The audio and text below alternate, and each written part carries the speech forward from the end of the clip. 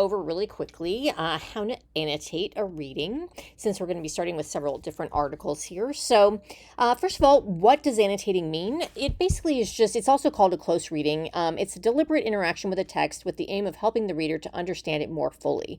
It often involves highlighting sections, making notes in the margins of a printed text or comments in a PDF, or underlining important points for later review. So you may have done this for other readings or for other classes, that kind of thing, but there are just certain things that I want you to look at. Annotating is going to be super important, not only in this class, but also in just future classes, other classes that you're taking anytime you're reading something, because it can help you engage with the reading, to highlight the most important points, which will save you later when you answer questions or respond to readings. If you can go back and look at the parts you've highlighted. And if you can get really good at that, it'll save you a lot of time. So anyway, so here we go. So first thing, look for the thesis. So what is a thesis? It's the main idea of an essay. It's usually the primary argument. Most essays are an argument of some form. So you're looking for the main idea or the main argument. How can you locate it? One thing to do is look at the title. Sometimes the title will give you an indication of what their main point is. So that will kind of help direct you to the sentence or sentences that reflect the same thing that the title is saying. The thesis is often, but not always, the last sentence of the introduction. I would say that that's true in argumentative essays most of the time, but we're going to be looking at personal narratives up front, and in that case, they're going to be in different locations. They're a lot more open, so we'll see.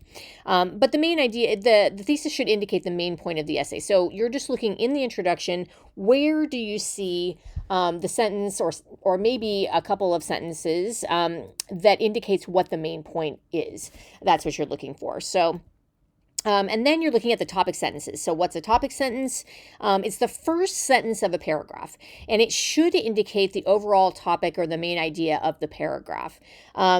So it's really important to find it when you're reading these articles, and also to use it when you're writing your own paragraphs. So I would highlight each topic sentence as you're reading and look at how the writer uses the topic sentences to cue the reader about the main points of their paragraphs. If you read just the topic sentences of a really well-written article, you should get an outline of the main points of the essay or the article. And the same should be true when you write your own essays, coming up. Use your topic sentences as kind of like an outline of your main points. So just something to think about as you're doing that. Connecting with the text too. Highlight the key passages that you connect with. The more you connect with the piece, the more you'll remember it. It's just more fun too. And it keeps you engaged. So think about, if a certain passage really hits home for you, or you're like, yeah, I totally relate to that, or, anything like that, then highlight that. That's something to kind of remember. Then also, you might want to make notes too about things that you either agree with or disagree with. That just helps to later go back and just kind of get a sense of what you thought of the article, which might help with answering questions and that kind of thing. So transitions are really important too. So highlight transition words like however, but, although, to see how the writers connect their sentences together. That'll help you become a better writer. And it also helps you to see how articles and essays flow. So it's just a good thing to kind of recognize. And then also highlight how the writer uses transitions to connect paragraphs to each other. So at the end of one paragraph, it should transition into the first sentence of the next paragraph, so that each paragraph flows into the next one. So see if you can see how the writer is doing that and if they're doing it well. Also, vocabulary words. Look up at least 2 unfamiliar words in the text to expand your vocabulary. It's just a good thing to start doing. You'd be surprised at how quickly you can expand your vocabulary, and also just so you can get a better understanding of anything you might not understand in an article.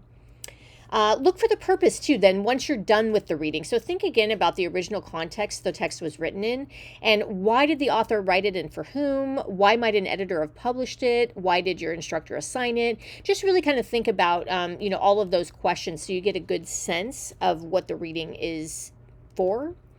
And then finally, do you have a similar story? So think about your own experiences. Can you relate to something in the reading? Do you have a similar story? And it doesn't have to be the exact same experience, but it might be, for example, maybe you might be reading something about someone who felt like a fish out of water. They were in a new experience and they were really uncomfortable at first, but then they learned to overcome that and to learn something new. That might be something that you could relate to, even if you didn't have the exact same experience. So think about more like the core experience experience and something that you might be able to relate to in your own life. The more that you can do that with any reading, the more you're going to remember the things you read, the more it's also just more fun and it's more interesting if you can find ways to connect with the things you're reading.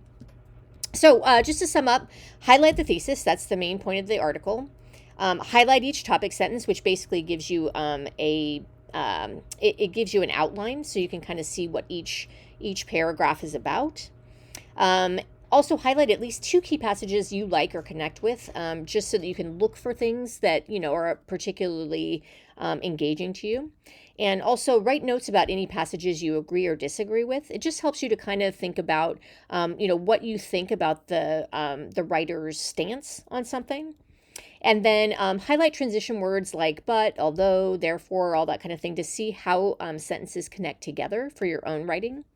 And then also look up the definitions of at least 2 words you don't know just to expand your vocabulary. All right, I think that's it, guys. Thank you.